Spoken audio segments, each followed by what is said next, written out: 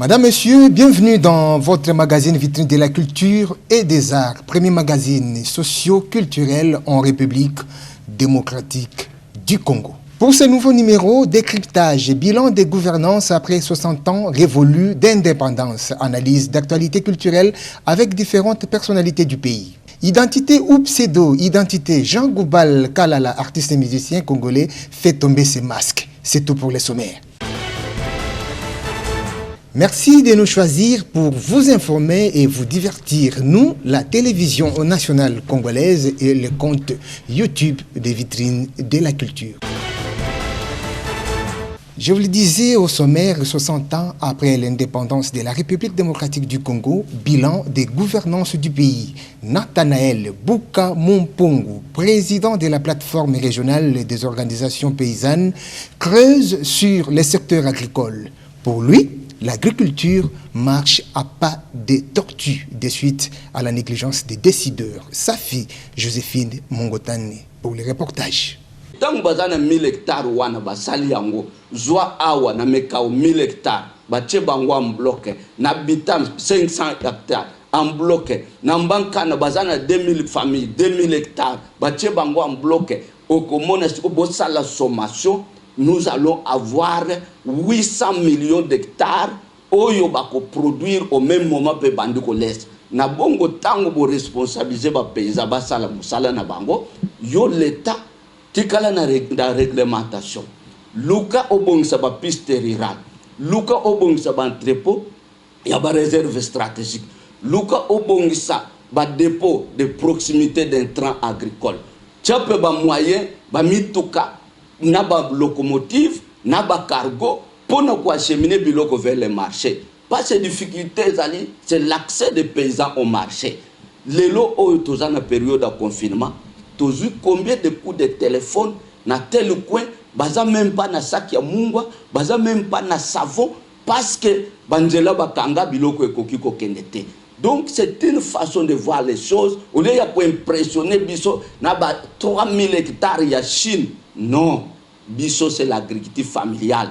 Na wuti ko loba bako kako chabiso bazongisa biso en bloc ndenge tozaki ko sala ba pesa biso ba agronome ba moniteur agricole bazongisa ba service ya vulgarisation recherche ezala pona ko répondre na ba besoin ya ba paysan lié ezala ko répondre na ba isaide na banani vous allez voir que les choses vont marcher pe makamnyonso ekobonga nzala ekozala lisute et d'ailleurs Congo. Donc, la fin de la RDC, c'est une honte. Ceux qui vont réussir, vont soutenir d'abord la décennie agriculture familiale, vont renforcer l'organisation paysanne qui s'occupe de l'agriculture. Que le chef de l'État a instruit le gouvernement, que le gouvernement s'occupe des agriculteurs pour que les agriculteurs s'occupent de l'agriculture. Les reporters des vitrines de la culture ont approché le professeur Émile Ngoïka Songo, analyste politique, estime que l'enseignement supérieur et universitaire est au rabais 60 ans après l'indépendance. Suivez. Cette situation où les universités, ses propres universités, sont quand même délaissées en termes d'infrastructures. Les infrastructures sont très en retard par rapport à la démographie estudiantine. Les conditions sociales des enseignants, vous savez qu'un professeur d'université aujourd'hui, s'il part à la retraite, n'a même pas des rentes. N'a même pas des rentes s'il part à la retraite. C'est-à-dire que même s'il avait cette rente-là, calculée sur une base salariale qui est totalement insignifiante, qui n'atteint même pas 100 ou 200 $. Il y a une prime, certes, la fameuse prime dont on a parlé de 2000 $, qui aujourd'hui, exprimée en francs, qui aujourd'hui, avec le phénomène de dépréciation monétaire, de 2000 $, les professeurs arrivent à peine à 1200 $. Et donc, vous voyez déjà, quand vous êtes professeur, vous habitez les centres-villes, vous devez monter tous les matins au campus, vous avez la moitié du salaire qui finit par les frais de transport. Donc, il y a des choses qu'il faut prendre à bras-le-main parce que, comme nous l'avons dit, il est important que ça soit une priorité absolue. Je n'en doute pas un seul instant que le chef de l'État, avec la sensibilité qu'il a révélé par rapport aux problèmes de l'université, que tout cela rentrera dans les champs de priorité. Nous pensons qu'également, il faut numériser l'université. Il faut faire en sorte que demain, parce qu'il y a une crise cache toujours une autre crise. Les crises reviendront. Nous sommes aujourd'hui dans la première grande crise du XXIe siècle. Il y aura d'autres, et comme chaque siècle a connu ses crises. Donc il faudra anticiper sur les crises à venir, et si ces crises à venir devront nous amener aux situations de confinement, nous devons être à mesure que chaque université pourra continuer à fonctionner comme en temps normal. On les voit dans d'autres pays aujourd'hui, ils se sont plaints de ne pas sortir, de ne pas aller dans le parc, de ne pas prendre leurs vacances, de ne pas circuler. Mais beaucoup ne se sont pas plaints de ne pas se déplacer pour aller à l'école, parce qu'ils ont passé même les examens. Des étudiants passaient l'examen dans leur chambre, n'est-ce pas? Parce qu'ils étaient numérisés, connectés. C'est très, très, très, très important. Donc, il y a beaucoup de choses à faire, mais il faut savoir par où commencer. Il faut arrêter l'hémorragie des diplômes dont on a la détention. Malheureusement, on n'a pas la détention du savoir qui est présumé à travers ces diplômes. Il faut arrêter ça. Nous devons arrêter d'être une société de diplômés. Nous devons être une société de connaissances, mais pas des diplômés. Le diplôme n'est qu'une présomption de savoir. Et donc, j'ai toujours préconisé ces jurys. Et la carte universitaire, il faut revoir la carte universitaire dans notre pays. Nous avons proposé la création des académies, par exemple l'académie de Kinshasa, Bakongo, par exemple l'académie du Katanga, ainsi de suite, pour permettre dans des structures de gestion des universités, améliorer les performances, faire en sorte qu'il puisse y avoir une autorité à la fois qui coordonne au niveau d'une académie, donc d'une province, qui coordonne les activités à la fois des établissements privés et des établissements publics, ce qui permettrait d'arriver à optimiser l'efficacité et la qualité des produits qui va sortir. Je terminerai aussi par un organe, vous savez, au même titre que les conseils supérieurs de la magistrature, parce qu'on en parle beaucoup ici. À l'époque, nous avons suggéré, proposé dans les fameux projets du pacte de modernisation de l'enseignement supérieur, qu'on puisse mettre en place les conseils supérieurs académiques, permettant comme une instance où effectivement les différents chanceliers ou recteurs des universités pouvaient se rencontrer, examiner les dossiers de chaque université et faire des avis de conformité au ministre qui, à ce moment-là, prendrait la décision. Maman Angèle Sola, prophétesse, organisatrice de la première édition Prière pour la Nation, adresse un état de lieu de 60 ans de l'indépendance de la RDC, vitrine de la culture. Mais du côté spirituel, du côté biso, Nzamba pour révéler biso en 2019. Du côté spirituel, Nzamba senga biso d'abord repentance, ya mboka na biso. Na pamboli Nzambe parce que to bandaki musalango le 23 juin na stade pour to salaki pona mokozi mboka akoma pe sur place a dédié mboka na biso na maboko na Nzambe, ye moko en tant que garant de la nation, a senga pe pardon au nom du peuple. Mais délivrance est un processus. Délivrance c'est quoi ce que la kawanite. Délivrance spirituelle ya mboka na biso ezo senga kaka ngai te. So senga basali na Nzambe nyonso. To sangana, to continuer na prier pour na mboka na biso.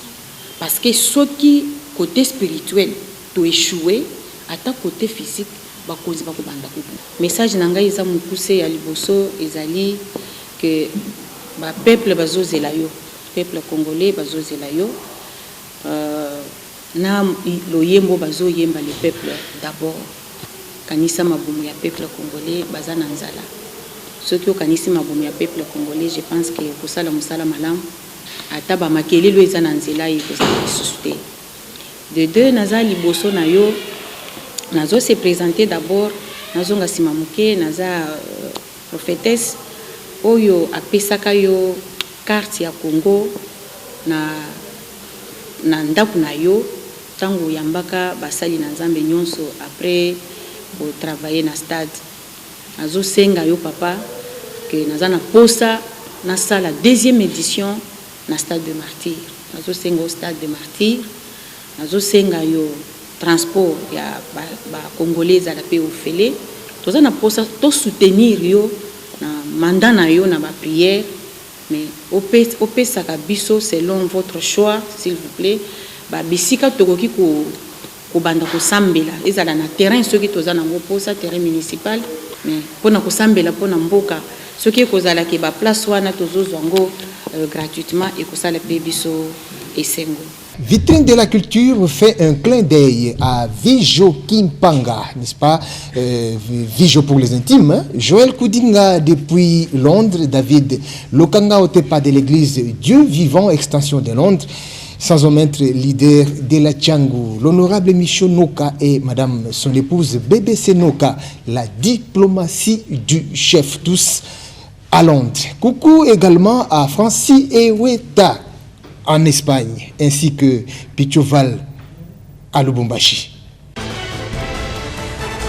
Quid de pseudo-identité artistique de Jean Gobal Kalala, artiste et musicien congolais kassaïen de souche qui se déguise en originaire du Grand Équateur. L'artiste fait tomber ses masques. Suivez. C'est que les aga en colo. Nabana bana grâce nanga en colo. Dera kilingai atinga ba parents wana ba kotinga na be kol wana. Nzoka yemo nkola sa sanga artiste. Na ki artiste nanga qui nduliste, qui comédien, qui sculpteur, nazasu imitateur. Alors ndé na kolina ki sasa boye ba master nanga belé bagi baza.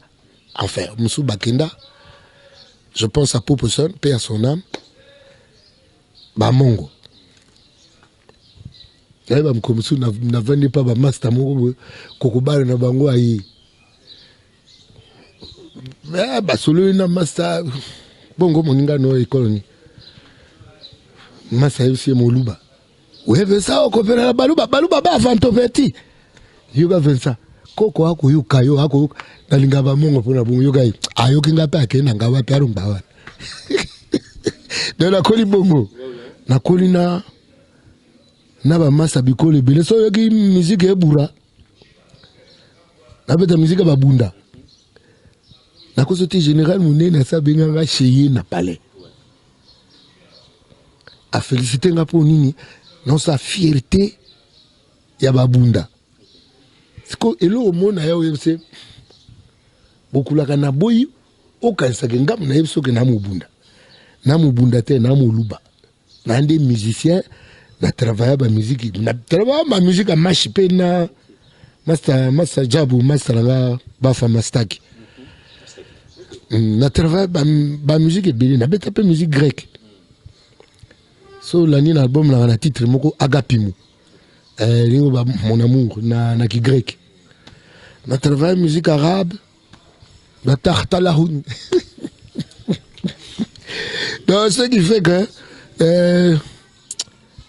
na côtoyé et puis natangi na bécole ya basango kaka sango so yebi lingala yeba ngwa ata ko intonation ezana ata intonation ezana na ki français abe de lo blague sango mo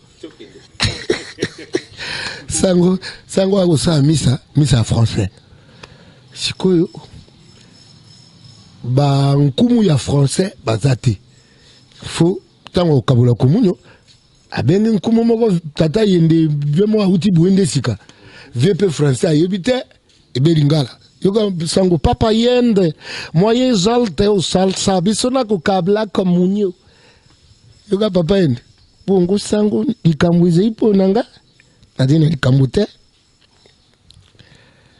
sango atali papa yende abi na seplina yo lokolo lobi bongo habi sango ko banga ni naka utairo ngino kitoko na mundele te na yaka ndipu na style nzambe musala mwaye siko papa inda zu kalisi ba benga musiboire na ndenge pena ya français esika kupu wani zaka na komunyo na kati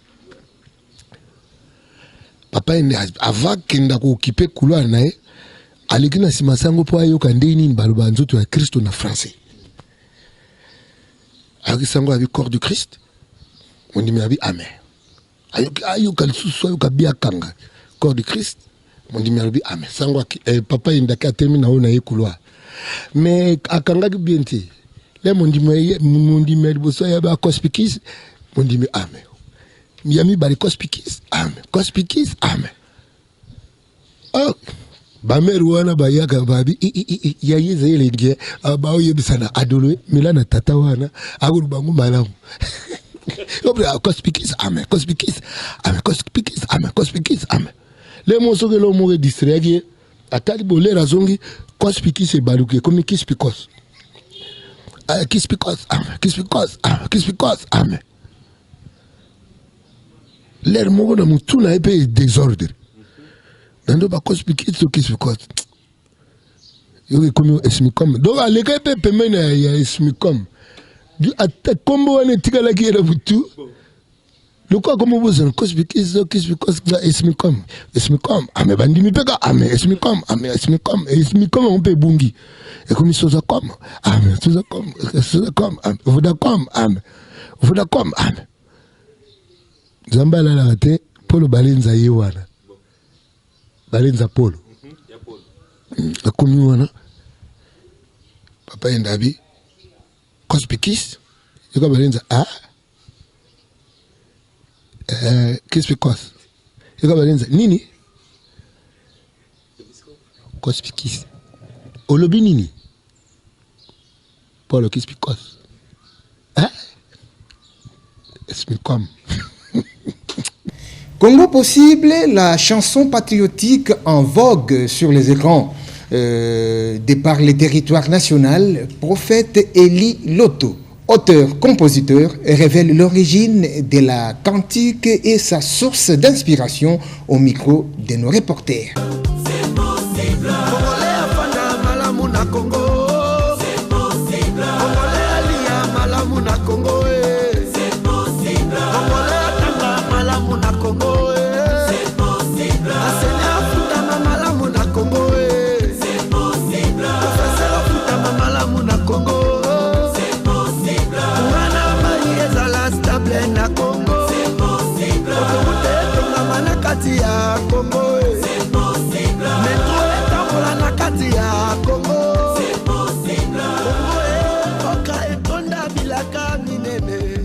La chanson Congo possible, c'est une chanson juste pour permettre aux Congolais de voir le Congo autrement.